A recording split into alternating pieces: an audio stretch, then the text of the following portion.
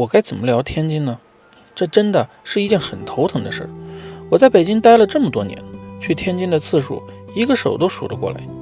不是说天津很好玩吗？那我又是怎么把天津给忽略掉了呢？然后最近呢，偶见有人居然开始聊天津了，但惊见题目居然是天津有未来吗？天津是国际化大都市吗？不可否认，视频标题起得越耸动，离认知也就越遥远，播放量也可以一起变得和标题一样离谱起来。对于我这样一个说完假话都会彻夜难眠的人来说，为了聊天津，着实苦恼了好一阵子。但当我在天津停留了1周后，我发现我的标题就毫不费力地出现了。天津人身上的那种松弛感，简直就是跃然纸上。所以你们就看到了今天这个视频的标题。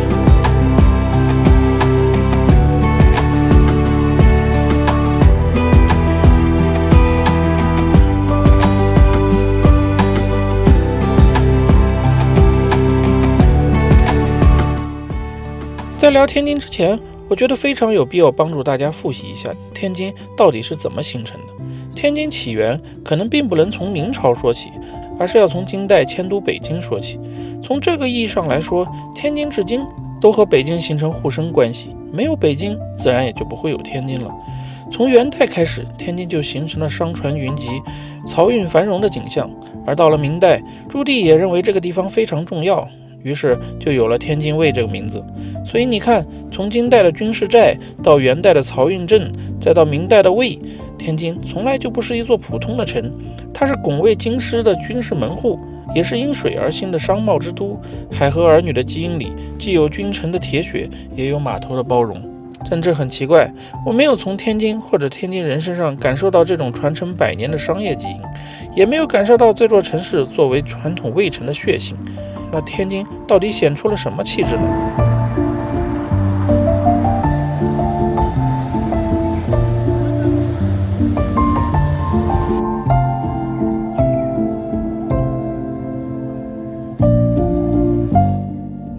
天津即使现在再不引人关注，那些万国的建筑也绝对是天津的标签之一。天津主城现在的模样，大多都是因为过去那些洋人留下来的房子形成的。前面我刚拍过上海，同样是万国建筑，那天津的这些洋楼和上海到底有什么不同呢？最吊诡的就是啊，你看，你只要一走进这五大道里面啊，这些老街道的宽度都非常合适，就是人家当时啊这么设计，就是为了让人方便行走的。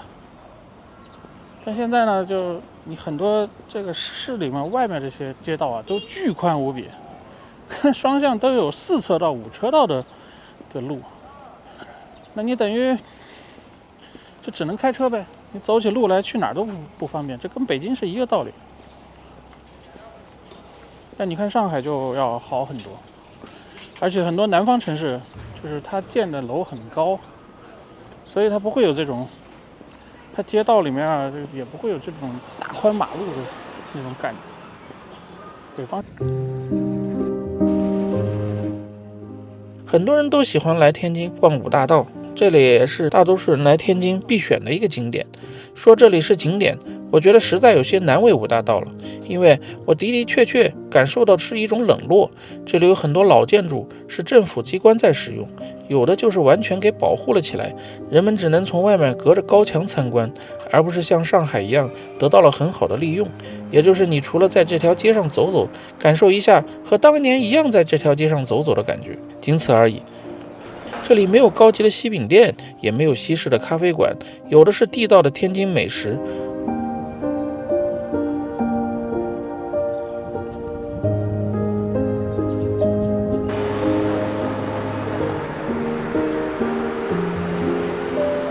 可能才是天津的味道。偶然发现一个原汁原味的西洋风的裁缝店，反倒让我有些意外了。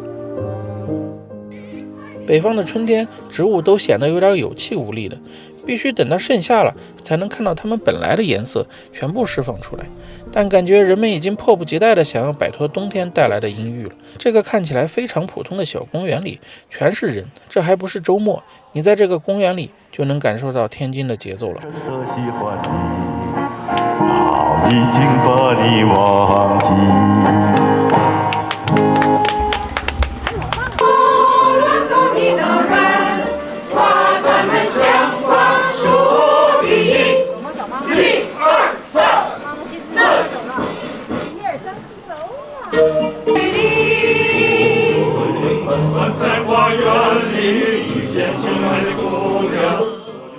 很明显，这样的节奏，北京肯定是没有的。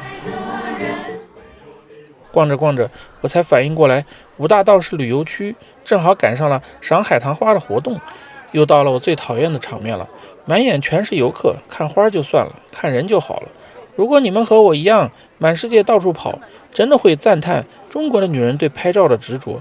你们要是看到他们的照片，就会发现，他们对风景不感兴趣，他们对文化也不感兴趣，对历史也不感兴趣，他们甚至对这些海棠花也不感兴趣，他们只对自己感兴趣。好了，我声明一下，以上这一趴并不是针对天津啊，因为这些人到哪儿都一样。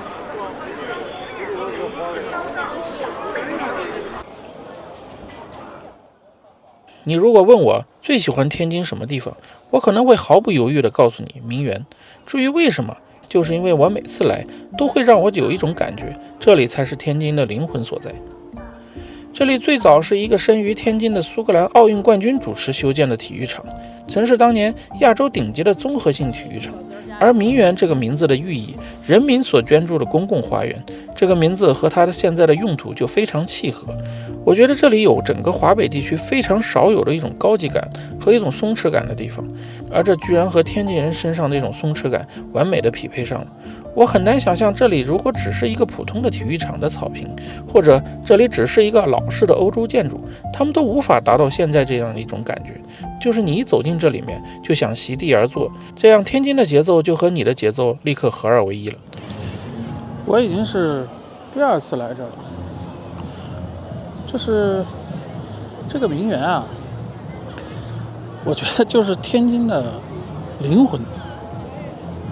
你怎么描述这呢？就是我第一次来的时候就发现那也是个工作日，所有人都坐那儿，然后什么事儿都没有，就跟现在这些，今天不知道为什么人这么多，可能是因为这个海棠花开了，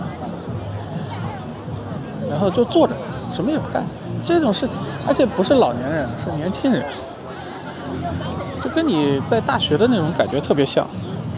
你现在看的这个名园啊还挺大的，但是呢我今天觉得甚至这个地方还应该再大点，甚至大个4倍，它都是非常合理。就像那个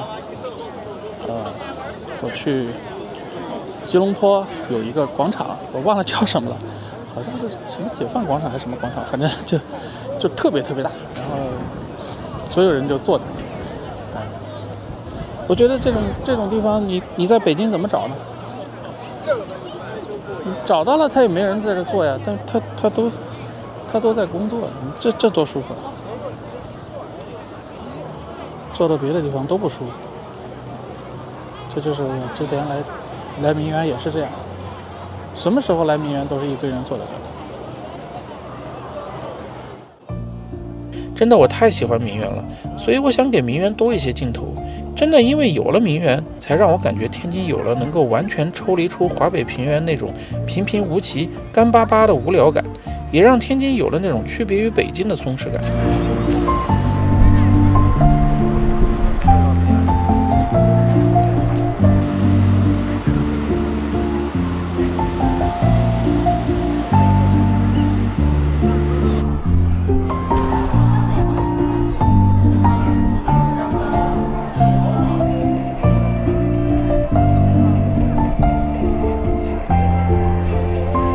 下雨了啊，瞬间清场，草坪上人都没了。但是这个建筑的厉害的地方就是在于，它就跟骑楼一样，堵在这儿，大家都在这儿。而这种松弛感不只是名园有，你们绝对想象不到，在这个小白楼，你也能感觉到天津这种松弛感。远远望过去，很多人以为这个建筑的岁数和其他天津的老建筑一样，我也被迷惑了。但其实这个音乐厅是妥妥的年轻人，从平安电影院到后来的音乐厅，再到2009年这个新的音乐厅盖好，我知道这个音乐厅保留了很多天津人的珍贵记忆。不过你一定要远看，因为远看这个欧式建筑的味道真的非常的地道。但如果你走近了，这种松弛感就会被暴露出来。本来应该坚固无比的石柱，被各种溜缝的拼接石板所替代。还有这种缝隙，也是我在那些上了岁数的建筑上从来没有见过的。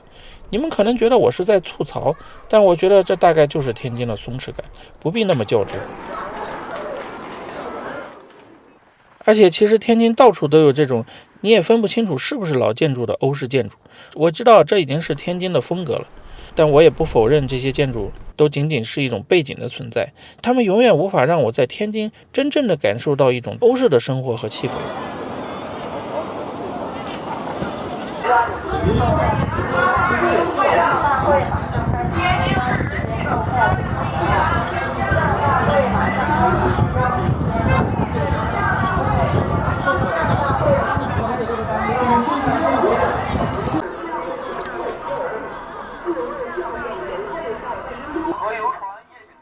特别是当我走进这个意大利风情街的时候，我真的就有点绷不住了。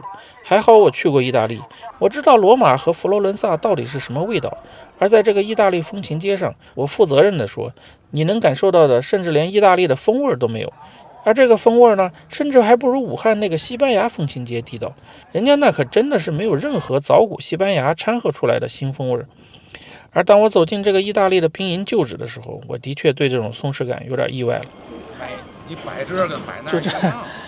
就这是可能是我去过的最乱的啊，没有之一啊，就是那种什么旅游步行街吧，这不算步行街吧，还能开车，然后几乎是，就你感受不到半点的意大利的风味，相信我，我去过意大利，就是可能这个车停的都。当然，意大利旁边那个小街道也有车，但是肯定不像是这样，就会给你那种就是乱八七糟的感觉。然后，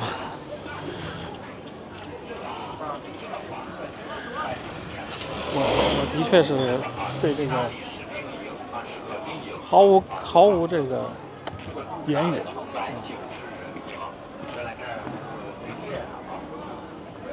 就是如果你实在没有办法，你在华北地区实在没有办法，你还是可以来感受一下这个意大利。但是能不能感受到呢？全凭个人，反正我是感受不到。啊，这里是意大利的兵营旧址。啊，咱也不是说不能商业化，就是的确，它只是一个背景而已。它并不是你来的理由。如果你为了这个来这里呢，显然会让你失望。这个兵营你是感受不到任何兵营的氛围。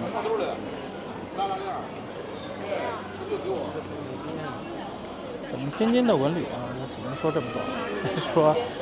再说多了，估计要被投诉。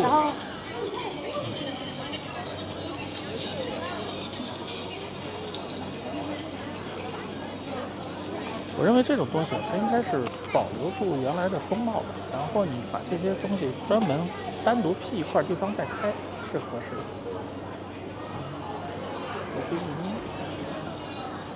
不被可惜啊，但是那个陵园那就没有问题。老实说，离开了这些欧式的建筑，天津也有让我觉得很好的地方，就是这个天津文化中心。这里既能当成一个公园，也可以当做一个图书馆，还有剧院、博物馆、商场。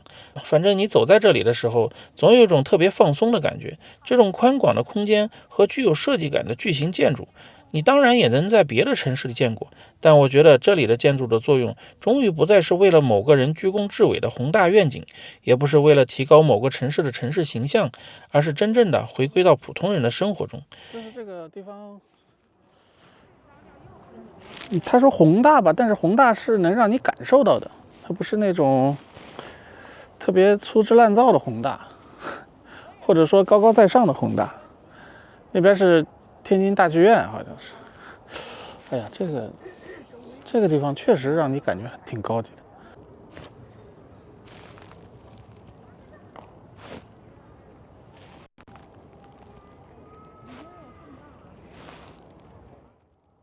一次逛完这么大的地方显然不现实，所以我就选择了博物馆转转。这些就是天津的特色了，杨柳青和泥人张。这个博物馆馆藏的珍品算不上很多，但有一个范宽的雪景寒林图，是这个博物馆的珍宝。怎么珍贵呢？是范宽在大陆唯一的真迹。还有一个西山行旅图，在台北故宫博物院，所以这就是镇馆之宝了。即使这里放的是一个复制品，也总是围着一堆人。我等了好久，才等到没人去拍一下。而在明末清初时，还有先后被收藏家梁清标和安琪收藏。安琪曾经在墨园会观中，这个国家的一级文物漕运图也非常值得一看。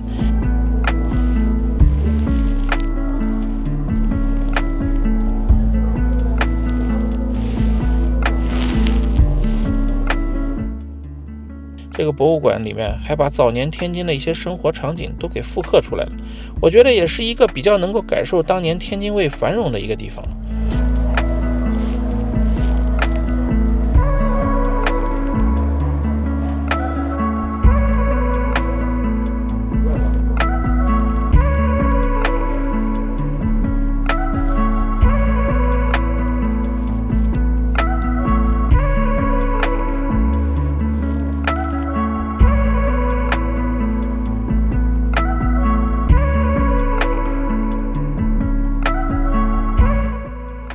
当然还有2个天津最有特色的，就是泥人张和杨柳青年画，也开了一个展区。之前总是听说，这次我还是头一次见这2个民间的艺术珍品，这里放的还真的都是比较好的作品。就是因为这个，我还在这一期的最后跑了一趟杨柳青。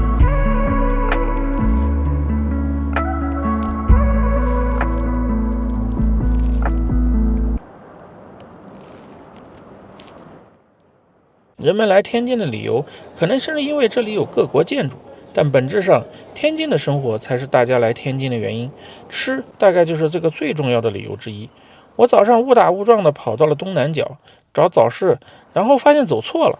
原来东南角是当年当官的住的地方，西南角才是普通人吃饭的地方。这大概是我来过最热闹的，也不是人最多的早市了吧？是不是我早市去的少？可能是因为假期什么的。错了，应该前2天就过了。哇！我知道很多人貌似就是专程来天津吃早餐的，正好赶上了清明假期，但没想到这么多人。任何一个煎饼摊前面都是一长串排队的人，有的地方你都要侧身挤进去。看看点吃的，多长的队！哇！这我也想拍会儿，但是人太多了。后边还有几块的，不要辣椒。好嘞。这得排多久？也快。给吧。好嘞。你拿袋子啊，拿2个纸袋子。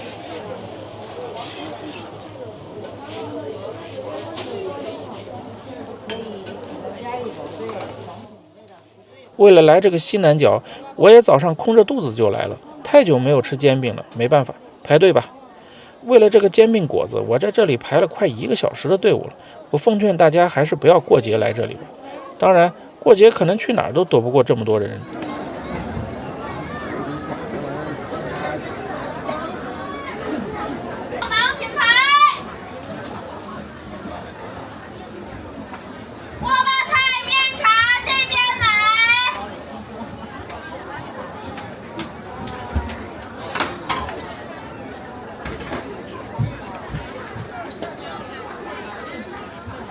您吃什么？您这边的。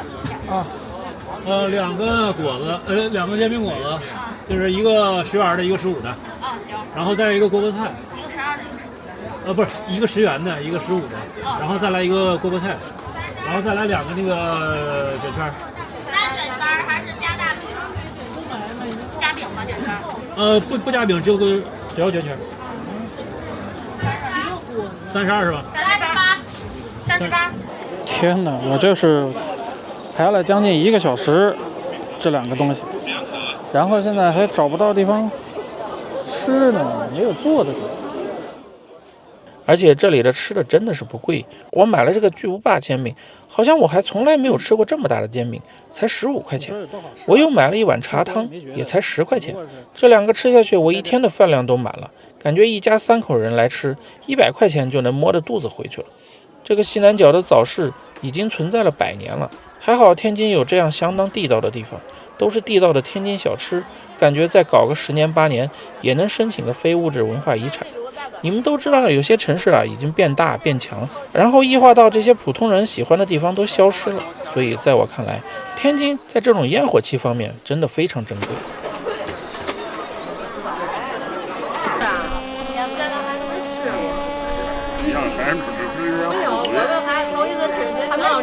它真新鲜的。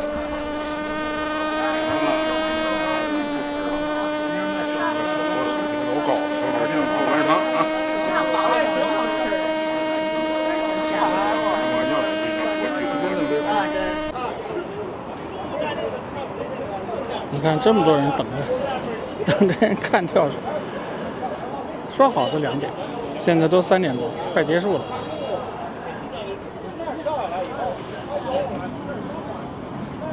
小妹儿，想跳吗？那个大皮包水里，我给捞皮包去了，见义勇为了。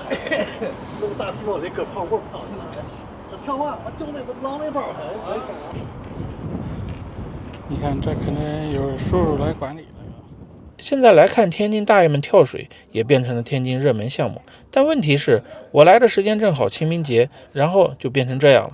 算了，本来以前北京的后海也有大爷大妈冬泳，只不过天津的大爷们看起来更自由，时间也更多，4季都不停地在这里跳。好了，我觉得可以简单的来聊聊天津人了。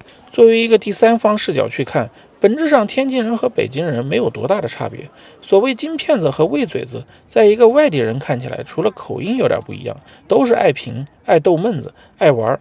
当然，北京人总有一种外人看起来高人一等的傲气，我当然也知道北京人自己肯定不觉得。但如果你们来天津，从天津人身上的确感受不到那种牛逼哄哄的气质。天津人更多的是一种松弛感、幽默、不焦虑。所以我前面说天津这个地方以前既是商家云集的地方，也是军事要地，但这些特质天津人身上好像都没有怎么体现出来，以至于我在天津感受最多的就是那种散漫和悠闲。天津人穿衣服都喜欢那种特别宽松的，大多都是这种戴帽子的卫衣，一套就出门了。女人们也基本不化妆，估计在家里什么模样，出门也就什么模样。我想如果你是上海人来天津，就会立刻发现这种差异。而且天津的胖子真的太多了，这大概是我去过所有城市里胖子最多的。为什么一个城市的人胖啊？而胖子为什么是胖子呀？就是因为心宽呢，无所谓呀，开心就好呀，其他的什么都不重要。北京20年前也是胖子很多，后来北京变成了国际大都市了，变成了科技中心了，变成了经济中心了，胖子就没那么多了。很显然，天津没有北京这样的压力，就保持了这样的松弛感，一直到现在。我甚至在肯德基吃饭的时候，看到一家6口都是胖子，看来这一家人心都挺宽的。关于天津人的幽默，我觉得都不用去听相声。我曾在天津的公交车上遇到爷俩在对话，深刻地体会到了他们的语言艺术，抖包袱的能力简直就是与生俱来。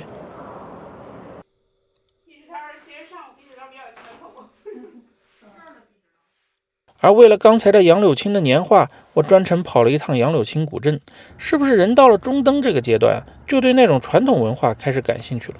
最早我开始逛寺庙，后来喜欢听民间音乐，现在又对这种传统艺术也非常喜欢了。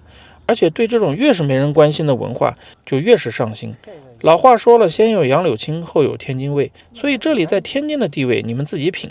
而且我来杨柳青就发现，马路又宽又干净，完全不是个县城的感觉。不过非假期，这个杨柳青古镇就显得有些异常冷清了，可以说就完全没有游客了。我想是因为年画古镇这个古镇看起来就和天天过年一样，到处都打扮得非常热闹，目所能及的地方有各种传统装饰品在装饰。当然我也并不是来逛古镇的，你们都知道我最近挺烦这种古镇的，我就是想来拍拍年画。就这样，我就误打误撞的来到了一个年画工作室。很幸运，这里的主理人是一位非遗传承人，还上过 CCTV。他给我介绍了非常多的年画知识，基本上都是我这种普通人完全不知道的内容。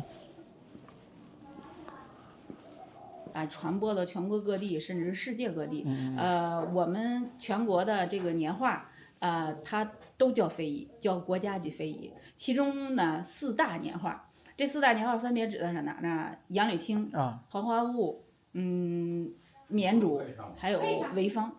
这4个地方是4个大的年画产地。潍坊也弄了，我以为就2杨柳青呢，我以前只听说过杨柳青。对呀，这是4大年画产地。然后呢，其中呢，杨柳青是排在首位的。因为杨柳青的年画呢，它画工精美，这个原来呢都是作为贡品进贡皇帝，普通老百姓也会消费。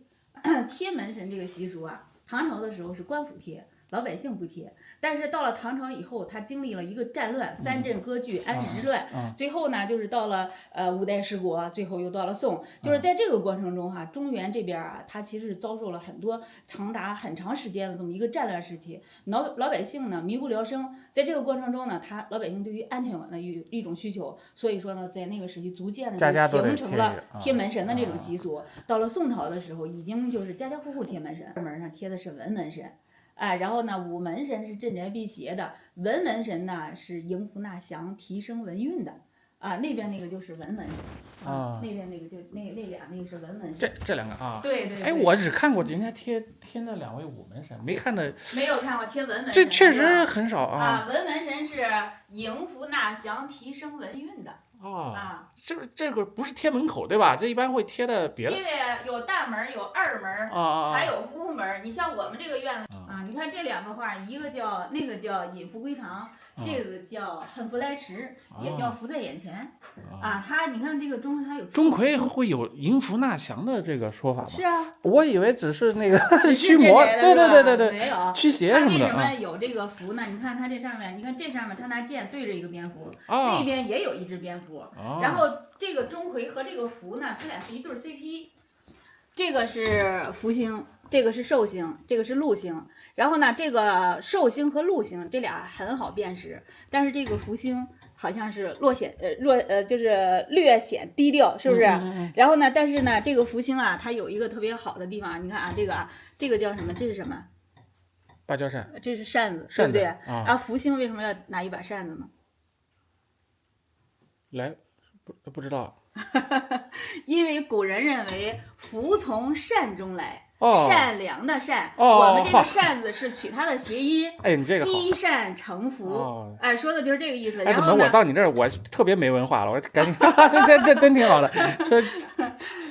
然后呢，还有一个什么呢？就这个福星啊，福星它簪花。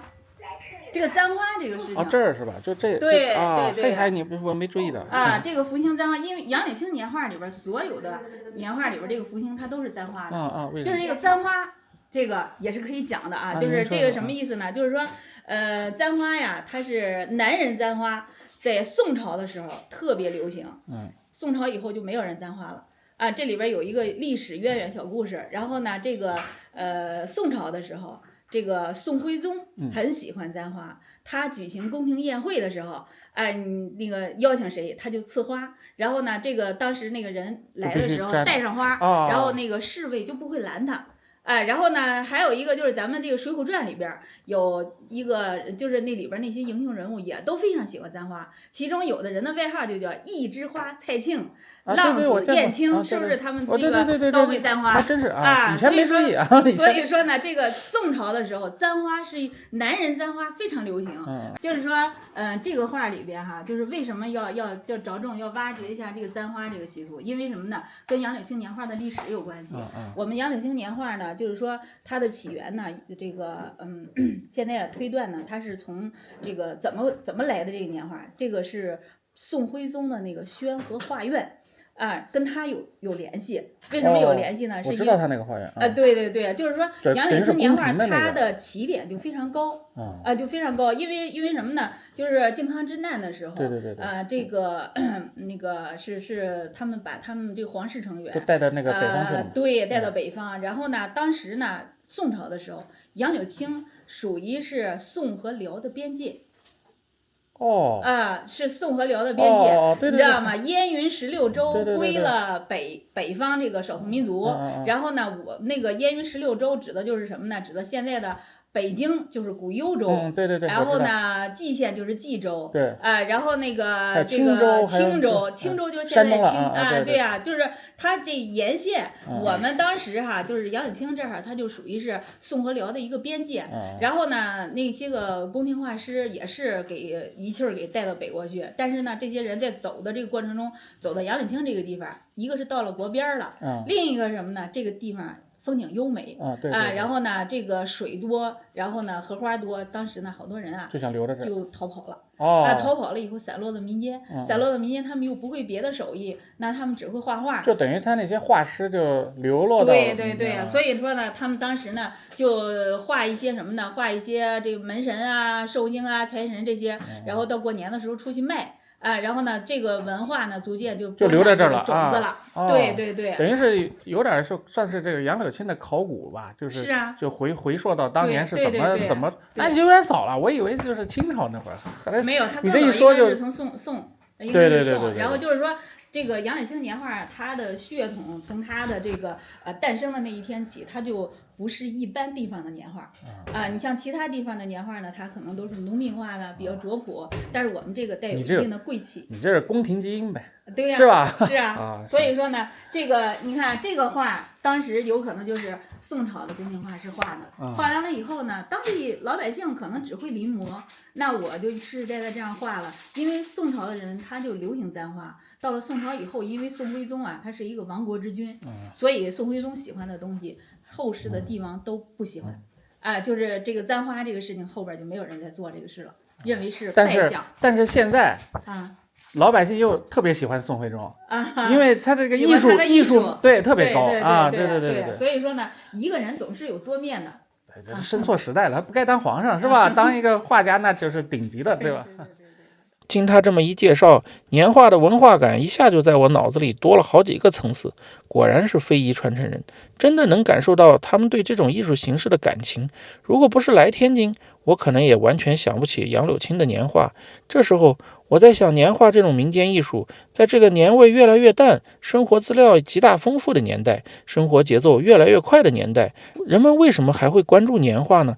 我其实来之前都想到了这些问题，他正好还给我展示了一些紧跟时事的题材。传统题材很重要，传统的技术也很重要，那都是文化的一部分。但当前的用户也要照顾到年轻人的生活、年轻人的需求，我觉得都需要关注，这样艺术才能历久弥新。我之前就聊过一些戏曲形式，把自己放在高处，然后和老百姓距离就越来越远。年画这种艺术题材当然也可以更广泛一些。我想如果你把黑猴子画出来，真的没准有一堆游戏粉丝买回去挂在家里辟邪也不一定。总之，为什么拍这个，也希望更多人来关注，这样文化才不至于断代。当然也感谢这些传统艺人这么多年的坚持，而他们也和我拍的那些中国古迹一样重要了。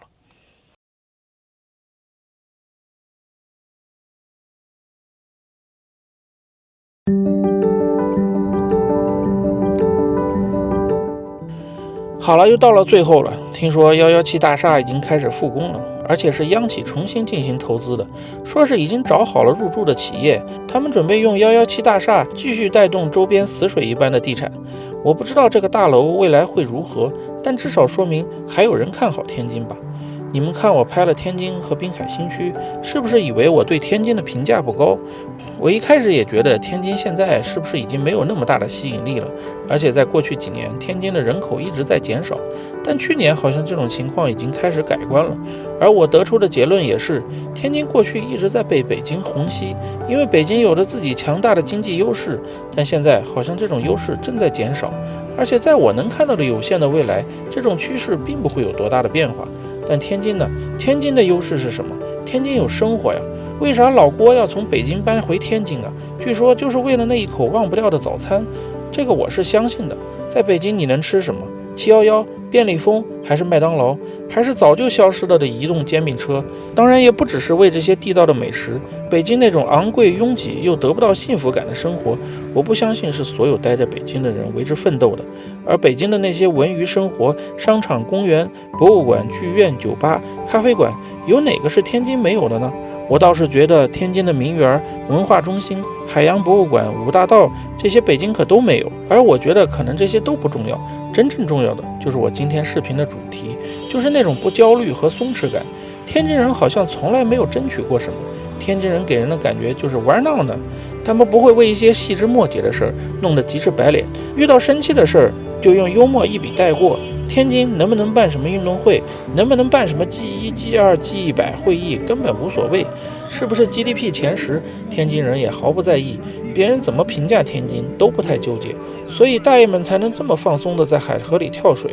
这种松弛感你在哪儿能找到？而且也没有人逼着天津人要去变化，天津人自己也从来没什么压力，所以呢，骂钱不钱的，乐呵乐呵得了。然后天津就变成了远比北京更适合生活的北方城市。其实北京人也一样，但北京呢，从皇帝住在那的时候就身不由己了，一直到现在变成了首都也一样。有什么事儿是北京人能自己决定的？总之呢，天津就是这么放松，就是这么随意，就是这么幽默，就是这么慢悠悠，因为天津从来不焦虑。